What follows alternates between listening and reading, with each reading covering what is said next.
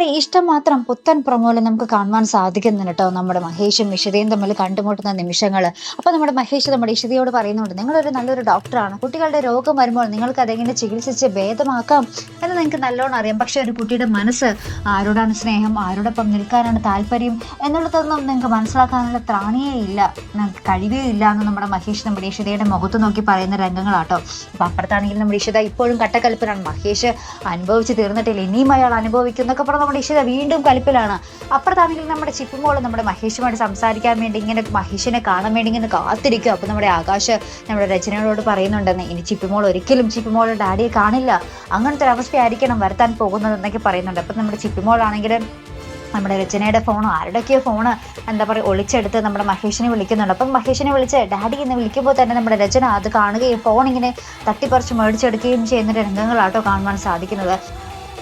അതിന് പിന്നാലെ നമ്മുടെ മഹേഷ് ഇഷിതയും വീണ്ടും കണ്ടുമുട്ടുന്ന രംഗമാട്ടെ പ്രൊമോയ്ക്ക് ഒടുവിൽ കാണുവാൻ സാധിക്കുന്നത്. അപ്പോൾ നമ്മുടെ മഹേഷ് പറയുന്നുണ്ട്, ഇടയ്ക്കൊക്കെ നിങ്ങളോടൊരു ഇഷ്ടം തോന്നിയിരുന്നു, ഇഷ്ടം മാത്രം എന്നൊക്കെ പറഞ്ഞ് നമ്മുടെ പോകുമ്പോൾ നമ്മുടെ ഇഷിത ഇങ്ങനെ കരയുന്ന ദൃശ്യങ്ങളൊക്കെ തന്നെയാണ് നമുക്ക് പ്രൊമോയ്ക്ക് ഒടുവിൽ കാണുവാൻ സാധിക്കും. നമ്മുടെ മഹേഷിന്റെ മനസ്സ് ഇഷിതയ്ക്ക് മനസ്സിലാക്കാൻ സാധിക്കുമോ, നമ്മുടെ ചിപ്പിമോളുടെ മനസ്സ്, നമ്മുടെ രചനയുടെ ചതി, ഇതൊക്കെ നമ്മുടെ ഇഷിത എപ്പോഴായിരിക്കും മനസ്സിലാക്കാൻ പോകുന്നത് അല്ലേ? അപ്പൊ എന്തായാലും നമുക്ക് നോക്കി കാണാം. അപ്പൊ ഇതുപോലുള്ള പ്രൊമോ റിവ്യൂസിനും എപ്പിസോഡ് റിവ്യൂസിനും ഒക്കെ നിങ്ങൾ മറക്കാതെ ചാനൽ സബ്സ്ക്രൈബ് ചെയ്യുക. അടുത്തൊരു വീഡിയോയുമായി വരുന്നത് വരയ്ക്കും ഗുഡ് ബൈ.